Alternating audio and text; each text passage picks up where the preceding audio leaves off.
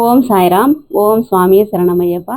இன்னைக்கு எங்களோட வாழ்க்கையில் ஐயப்பன் பண்ண ஒரு அற்புதமான விஷயத்தை தான் உங்கள் கூட ஷேர் பண்ண போகிறேன்.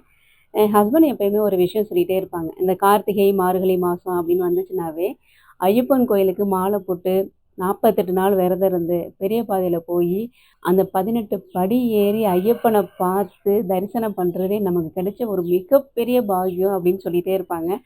ஆனால் அதே ஐயப்பன் நம்மளை தேடி வந்து நமக்கு உதவி செய்த ஒரு அற்புதமான விஷயத்தை தான் இன்றைக்கி உங்கள் கூட ஷேர் பண்ண போகிறேன். இது 2006ல் எங்களுக்கு நடந்த ஒரு அற்புதம். எங்களோட வாழ்க்கையே பார்த்தீங்கன்னா ஒரு நாடோடி வாழ்க்கை மாதிரி. அதாவது நாங்கள் மேரேஜ் ஆனதுக்கப்புறம் எங்கள் மாமியார் வீட்டு சைடு வந்து எங்ககிட்ட நல்லா பேசுவாங்க. நானே என் ஹஸ்பண்ட் லவ் மேரேஜ், நான் போன வீடியோவில் சொல்லியிருந்தேன். எங்கள் மாமியார் வீட்டு சைடு நல்லா பேசுவாங்கன்னு நாங்கள் அவங்க வீட்டில் தான் நாங்கள் இருந்தோம். அதுக்கப்புறம் பார்த்தீங்கன்னா ஒரு வருஷம் 1.5 வருஷம் கழித்து எங்களுக்கு வந்து குடும்ப சூழ்நிலை காரணமாக நாங்கள் கோயம்புத்தூருக்கு வந்துட்டோம். கோயம்புத்தூர் வந்துட்டு என் ஹஸ்பண்ட் வந்து ஒரு ஆர்கனைசேஷனில் ஒர்க் பண்ணாங்க. ஒரு ட்ரஸ்ட்டில் ஒர்க் பண்ணாங்க. ஒரு ஆதரவற்ற பசங்கள்லாம் அங்கே இருப்பாங்க. அந்த ட்ரஸ்ட்டில் தான் ஒர்க் பண்ணிகிட்டு இருந்தாங்க. ஒரு வருஷம் ஒர்க் பண்ணியிருப்பாங்க. அதுக்கப்புறம் எங்கள் மாமியார் வீட்டிலேருந்து ஃபோன் பண்ணாங்க. இந்த மாதிரி ஊரில் வந்து எங்கள் ஊர் புதுக்கோட்டை டிஸ்ட்ரிக்டில் ஒரு கிராமம் தான் எங்கள் ஊர். அது பக்கத்தில் ஒரு கிராமத்தில் வந்து காலேஜ் ஒன்று ஸ்டார்ட் பண்ணுறாங்க. அந்த காலேஜில் வந்து இன்டர்வியூக்கு ஆள் எடுக்கிறாங்கன்னா, நீ வந்தீன்னா உனக்கு வேலை கிடைக்க வாய்ப்பு இருக்குது அப்படின்னு சொல்லி எங்கள் மாமியார் சொல்கிறாங்க. சரி, இவ்வளோ தூரம் சொல்கிறாங்களே அப்படின்னு சொல்லிட்டு நான் ஊருக்கு போய் இன்டர்வியூ அட்டன் பண்ணேன். அந்த இன்ஸ்டியூஷன் பார்த்தீங்கன்னா அப்போ தான் ஆரம்பிச்சிருக்காங்க. ஸ்கூலும் டீச்சர் ட்ரெயினிங் இருந்தது. அங்கே போய் நான் இன்டர்வியூ அட்டன் பண்ணோடனே எனக்கு வேலை கிடச்சிருச்சு. நான் 1 மந்த் அங்கே ஒர்க் பண்ணேன். அதுக்கப்புறம் என் ஹஸ்பண்டும் அங்கே வந்து அங்கே பிஎட் காலேஜ் அப்போ ஸ்டார்ட் பண்ணாங்க புதுசாக. அங்கே வந்து இன்டர்வியூ அட்டன் பண்ணாங்க. அவங்க வந்து அங்கே வேலைக்கு ஜாயின் பண்ணிட்டாங்க. 2 பேருமே அந்த ஆஃபீஸில் தான் ஒர்க் பண்ணிகிட்டு இருந்தோம். அது அப்போ தான் புதுசாக ஆரம்பித்த காலேஜ் அப்படின்றதுனால சேலரி ரொம்ப கம்மி. அதனால நாங்கள் என்ன பண்ணோம் அப்படின்னா, ஆஃபீஸ் விட்டு வீட்டுக்கு வந்த உடனே நான் டியூஷன் நடத்துவேன். டியூஷன் நடத்தி முடிச்சோடனே அங்கே ஸ்கூல் இருக்கும். அந்த ஸ்கூலில் உள்ள புக்ஸ் எல்லாம் வாங்கிட்டு வந்து ஃப்ரீ டைமில் நாங்கள் பைண்டிங் பண்ணி கொடுப்போம். அப்போல்லாம் பார்த்தீங்கன்னா பைண்டிங் வந்து மிஷின்லாம் இல்லை, கையில் தான் பைண்டிங் பண்ணி கொடுப்போம். அதுக்கப்புறம் அங்கே உள்ள டீச்சர் ட்ரெயினிங், பிஎட் ஸ்டூடெண்ட்ஸோட ப்ராஜெக்ட்லாம் வாங்கிட்டு வந்து வீட்டிலே டைப் பண்ணி அதை பைண்டிங் பண்ணி அவங்களுக்கு கொடுப்போம். இந்த மாதிரி ஒர்க்லாம் நாங்கள் பார்த்துட்டே இருந்தோம். அப்படியே போயிட்டே இருந்துச்சு. 2006ல் அங்கே வந்து புதுசாக இன்னொரு காலேஜ் ஒன்று ஸ்டார்ட் பண்ணுறாங்க. அப்போ அதுக்கு இன்ஸ்பெக்ஷன் வர்றாங்க அப்படின்னு சொன்னோன்னே கரஸ்பாண்டன்ட் என்கிட்ட சொல்கிறாங்க, நாளைக்கு இன்ஸ்பெக்ஷன்மா, அதனால் இன்றைக்கே அந்த டாக்குமெண்ட் எல்லாம் நம்ம ரெடி பண்ணணும், நீங்கள் கொஞ்சம் ரெடி பண்ணி கொடுத்துருங்க அப்படின்னு சொல்லி சொல்கிறாங்க. நான் அப்போ வந்து செகண்ட் பேபி ப்ரெக்னெண்ட்டாக இருக்கேன். அப்போ அவங்க சொல்கிறாங்க, கொஞ்சம் முடிச்சு கொடுத்துட்டு வீட்டுக்கு போங்க அப்படின்னு சொல்லி சொன்னாங்க. சரி அப்படின்னு சொல்லிட்டு அந்த டாக்குமெண்ட்லாம் நான் ரெடி பண்ணி முடிக்கும்போது பார்த்தீங்கன்னா நைட்டு 10:30 மணிலேருந்து 11 மணி ஆயிடுச்சு. அங்கே நான், என் ஹஸ்பண்ட் இருந்தாங்க, கரஸ்பாண்டன்ட், டைரக்டர், அப்புறம் அங்கே உள்ள பசங்கள்லாம் இருந்தாங்க. ஆஃபீஸில் பசங்கள்லாம் இருப்பாங்கள்ல, பசங்க எல்லாருமே இருந்தாங்க. சரி, வீட்டுக்கு போகணும் அப்படின்னா பஸ்ஸு கிடையாது எங்களுக்கு. அப்போ நைட் பஸ்ஸு கிடையாது. எங்கள் வீட்டிலேருந்து காலேஜ் பார்த்தீங்கன்னா ஒரு 2 கிலோமீட்டர் தான். ஆனால் அப்போ எங்கள்கிட்ட 2 வீலரும் கிடையாது, பஸ்ஸும் நைட் பஸ் கிடையாது. அப்படிங்கும்போது எப்படி வீட்டுக்கு போகிறது அப்படின்னு தெரியாமல் முழிச்சிட்டு இருக்கும்போது கரஸ்பாண்டன்ட் சொன்னாங்க, என்னோட வண்டி எடுத்துகிட்டு நீங்கள் வீட்டுக்கு போயிருங்க. அவரும் வந்து எங்கள் ஊர் தான். அதனால் நீங்கள் என்னோட வண்டி எடுத்துகிட்டு உங்கள் வீட்டுக்கு போயிருங்க. நாளைக்கு வண்டியிலே 2 பேரும் காலேஜுக்கு வந்துடுங்க. நான் வந்து காரில் ஊருக்கு போயிடுறேன் அப்படின்னு சொல்லி அவர் சொல்லிட்டாரு. சரின்னு நானும் என் ஹஸ்பண்டும் கரஸ்பாண்டண்ட்டோட வண்டி எடுத்துக்கிட்டு நாங்கள் எங்கள் ஊருக்கு போகிறோம். காலேஜ்லேருந்து எங்கள் ஊருக்கு போகிற வழியில் பார்த்தீங்கன்னா ஒரு சின்ன கிராமம் ஒன்று வரும். இப்போ வந்து ஓரளவுக்கு டெவலப் ஆகிட்டுருக்கு. நான் சொல்கிறது 2006ல். அப்போல்லாம் பார்த்தீங்கன்னா அங்கே வீடு கிடையாது, கடை கிடையாது, எதுவுமே கிடையாது. வயல்வெளிகள் மட்டும்தான் இருக்கும். அந்த வழியாக நாங்கள் போயிட்டுருக்கோம். போயிட்டுருக்கும்போது நாங்கள் 2 பேரும் பேசிகிட்ருக்கோம். ஐயப்பனை பற்றி பேசிகிட்ருக்கோம். ஏன்னா அது வந்து கார்த்திகை மாதம், நவம்பர் மந்த்து. அப்போ ஐயப்பனை பற்றி பேசிகிட்ருக்கோம். என் ஹஸ்பண்ட் சொல்கிறாங்க, இந்த மாதம் எப்பயுமே ஐயப்பனுக்கு மாலை போட்டு விரதம் இருந்து சபரிமலையில் போய் ஐயப்பனை பார்த்துட்டு வந்துடுவேன். ஆனால் இந்த வருஷம் என்னால் ஐயப்பனை பார்க்க முடியாது, ப்ரெக்னெண்ட்டாக இருந்ததுனால மாலை போடக்கூடாது அப்படின்னு சொல்லிட்டாங்க. இந்த வருஷம் என்னால் ஐயப்பனை பார்க்க முடியாது அப்படின்னு சொல்லி ரொம்ப வருத்தப்பட்டுட்டு இருக்காரு. அப்படியே நாங்கள் ஐயப்பனை பற்றியே பேசிட்டு போயிட்டுருக்கோம். அது மட்டும் தான் எனக்கு ஞாபகம் இருக்குது. அதுக்கப்புறம் பார்த்தீங்கன்னா என் ஹஸ்பண்ட் வந்து அழுகுறாங்க. நான் வந்து அப்படியே மயக்க நிலையில் இருக்கேன். எனக்கு வந்து சவுண்டு மட்டும் கேட்குது. எனக்கு என்ன நடக்குது அப்படின்றது தெரியல. அப்போ என் ஹஸ்பண்ட் வந்து அழுகுறாங்க. யாராவது வாங்க, வாங்க வந்து காப்பாத்துங்க அப்படின்னு சொல்லி அழுகுறாங்க. அழுதுகிட்டே என் கையை பிடிச்சி அப்படியே இழுத்துக்கிட்டு வர்றாங்க. என்ன நடந்தது அப்படின்னா, நாங்கள் மெயின் ரோட்டில் போயிட்டுருக்கும்போது பக்கத்தில் ஒரு பள்ளம். அந்த பள்ளத்தில் வந்து வண்டி கவுந்து விழுந்துட்டோம். அதுக்கு அடுத்து பார்த்தீங்கன்னா ஒரு மேடு இருக்கும். அந்த சைடு ஃபுல்லாக வயல்வெளி தான். அந்த பள்ளத்தில் வந்து நாங்கள் விழுந்து கிடக்குறோம். அந்த பள்ளத்துலேருந்து அப்படியே என்னைய பிடிச்சி பிடிச்சி இழுத்து மேலே கொண்டு வராங்க. எனக்கு அவங்க கத்துறது மட்டும், இழுத்துட்டு வர்றது இதெல்லாம் தெரியுது. ஆனால் என்னால் முழுசாக கண்ணு முழிச்சு பார்க்க முடியல. அப்படியே என்னை இழுத்து இழுத்துட்டு மேலே வந்துட்டு கத்துறாங்க.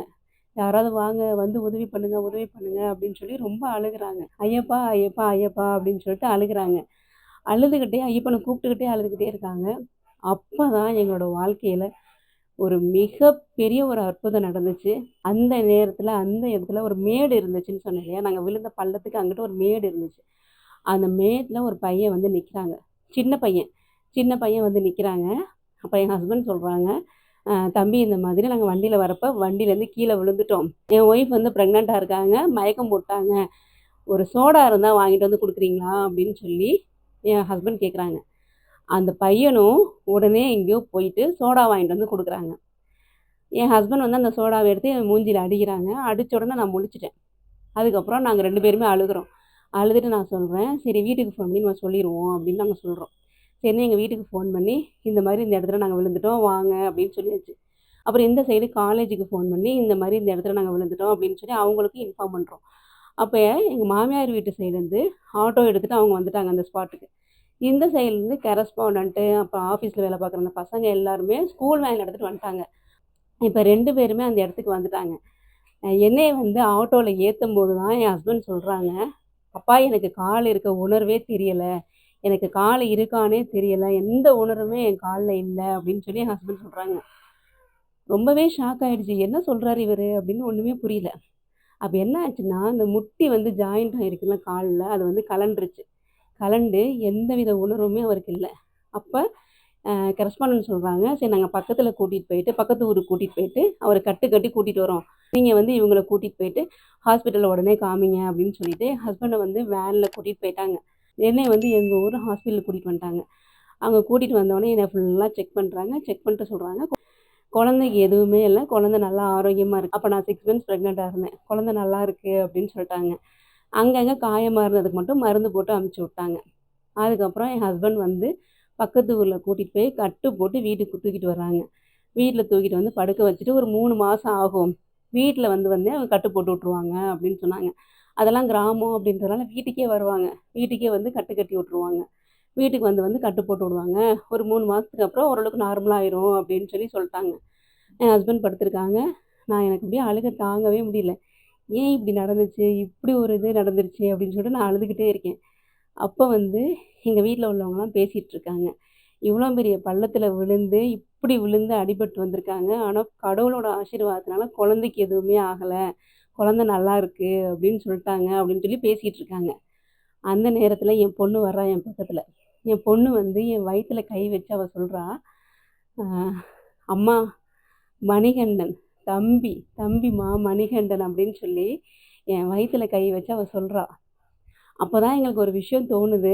என்னென்னா, அந்த நேரத்தில் எங்களுக்கு அடிபட்டு இருந்துச்சு பார்த்தீங்களா, அந்த இடத்துல காப்பாற்றுங்க காப்பாற்றுங்கன்னு கூப்பிட்ட நேரத்தில் ஒரு சின்ன பையனாக வந்தது நம்ம ஐயப்பனே தான் அப்படின்னு எங்களுக்கு அப்போ தான் தோணுது. ஏன்னா அந்த இடத்துல வந்து யாருமே இல்லை.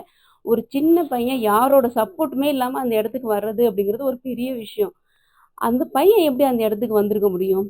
அதுவும் வந்து எந்த விதமான கடையுமே இல்லாத இடத்துல போய் அந்த பையன் எப்படி சோடா வாங்கிட்டு வர முடியும்? அங்கே ஸ்ட்ரீட் லைட் கூட கிடையாது. நாங்களே நிலா வெளிச்சத்தில் பார்த்து தான் அந்த பையனை பார்க்குறோம். அந்த பையன் எப்படி அங்கே வந்தாப்புல, எப்படி அந்த பையன் சோடா வாங்கிட்டு வந்தாங்க? இது எல்லாமே எங்களுக்கு மிகப்பெரிய ஆச்சரியம். இதுக்கு மேலே என்ன சொல்கிறது? எங்களை காப்பாற்றுறதுக்கு நேரடியாக வந்தது சாட்சாத் அந்த ஐயப்பனே தான். நாங்கள் நம்புகிறோம். ஏன்னா அந்த நேரத்தில் நாங்கள் இருந்த நிலமை அப்படி. நாங்கள் 2 பேருமே ஒரு பள்ளத்தில் விழுந்து கிடக்குறோம். அவர் கால் அப்படியே அடிபட்டு கிடக்குது. ஐயப்பா ஐயப்பா காப்பாற்றுங்க காப்பாற்றுங்கன்னு கத்துற நேரத்தில் ஒரு சின்ன பையன் ரூபத்தில் சோடா வாங்கிட்டு வந்து கொடுத்து எங்களை காப்பாற்றுன்னு சாட்சாத் ஐயப்பனே தான். அதுக்கப்புறம் 2007 வந்து மார்ச் மாதம் ஐயப்பனுக்கு உகந்த நாள்னு சொல்லுவாங்க இல்லையா, புதன்கிழமை சனிக்கிழமை. புதன்கிழமை தான் எனக்கு லேபர் பெயின் வந்துச்சு. எனக்கு பெயின் வந்தோடனே என்னை பக்கத்தில் ஹாஸ்பிட்டலில் கூட்டிகிட்டு போனாங்க. காலையிலேருந்து ஈவினிங் வரைக்கும் எனக்கு செம்ம பெயின். ஈவினிங் ரொம்ப பெயின் தாங்க முடியல. அப்போ நான் சொல்கிறேன், மணிகண்டா சீக்கிரம் வா அப்படின்னு தான் நான் சொன்னேன். அதுக்கப்புறம் என் குழந்தை பிறந்துருச்சு. என் குழந்தை பிறந்த உடனே எல்லாரும் சொன்னாங்க, உனக்கு வந்து பையன் பிறந்திருக்கான் அப்படின்ட்டு. இதில் என்ன ஆச்சரியம் அப்படின்னா, நான் ப்ரெக்னெண்ட்டாக இருக்கும்போது எல்லோரும் என்னை பார்த்துட்டு உனக்கு வந்து பொண்ணு தான் பிறக்கும் அப்படின்னு சொல்லிட்டே இருந்தாங்க. எனக்கு எந்த குழந்தையா இருந்தாலும் பரவாயில்ல, நல்லபடியாக குழந்தை பிறந்தா போதும் அப்படின்னு நான் சொல்லிட்டு இருந்தேன். எனக்கு பையன் பிறந்த உடனே எல்லாத்துக்குமே ஆச்சரியம். என்னது பையன் பிறந்திருக்கானா அப்படின்னு சொல்லி எல்லாத்துக்குமே ஆச்சரியம். அப்போ பேர் வைக்கும்போது பார்த்திங்கன்னா எல்லாருமே ஒரு பேர் சொன்னாங்க. அப்போ என் ஹஸ்பண்ட் சொல்லிட்டாங்க, "நான் மணிகண்டன் தான் நான் பேர் வைக்க போறேன்" அப்படின்னு சொன்னாங்க. அப்போ எல்லாருமே சொன்னாங்க, "ஐயப்பனோட பேர் நெறைய இருக்கு. அதுல நீ ஏதாவது ஒரு பேர் செலக்ட் பண்ணி வையி. ஏன் மணிகண்டன் வைக்கணும்? கொஞ்சம் பழசா தெரியும்ல" அப்படின்னு சொல்றாங்க. என் ஹஸ்பண்ட் சொல்றாங்க, "என் குழந்தைய காப்பாத்த நேரா வந்தது ஐயப்பனு. அப்ப என் பொண்ணு சொன்ன பேரு மணிகண்டன். அதனால நான் மணிகண்டன் தான் வப்பேன். அவ வயித்துல இருக்கும்போதே அவ மணிகண்டன் தான் பேர் வச்சு சொன்னா, அவ தான் வப்பேன்" அப்படின்னு சொல்லிட்டு மணிகண்டன் அப்படின்னு தான் பேர் வச்சோம். இப்ப என் பையன் வந்து 12த் படிக்கிறான். என்னால வாழ்க்கையில மறக்க முடியாத ஒரு அற்புதம் அப்படின்னா, இந்த ஒரு விஷயமும் நான் சொல்லுவேன். நம்ம எந்த கடவுள கும்பிட்டாலும் சரி, அந்த கடவுள நம்பி வந்து எங்கள காப்பாத்துங்க அப்படின்னு சொல்லி நம்ம கூப்பிடுறோம்னு வச்சுக்கங்களேன், எந்த ரூபத்துல வேணாலும் அவங்க வந்து நமக்கு உதவி செய்வாங்க. இத நான் நெறைய இடத்துல நான் அனுபவிச்சிருக்கேன். சிவபெருமான் ஆகட்டும், அம்மன் ஆகட்டும், முருகன் ஆகட்டும், இப்ப நம்ம சாய்பாபா ஆகட்டும், நம்ம கூப்பிட்ட குரலுக்கு ஓடி வந்து நமக்கு நெறைய இடத்துல உதவி செஞ்சிருக்காங்க. அத நான் கண்கூடா பார்த்துருக்கோம். அதே மாதிரி தான் 2006ல நாங்க கூப்பிட்ட குரலுக்கு ஓடி வந்து எங்களுக்கு உதவி செஞ்ச ஐயப்பன்.